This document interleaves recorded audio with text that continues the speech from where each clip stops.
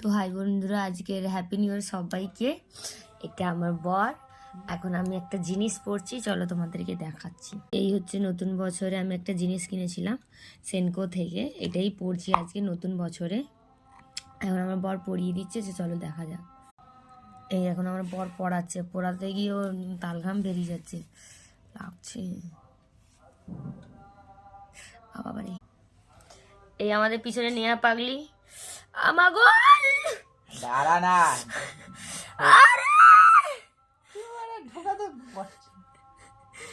নাকি প্রথম বছরে ঢোকাতে পারছে না, কথা শুনছে। আরে বাবা লাগছে গো, কি জোরে।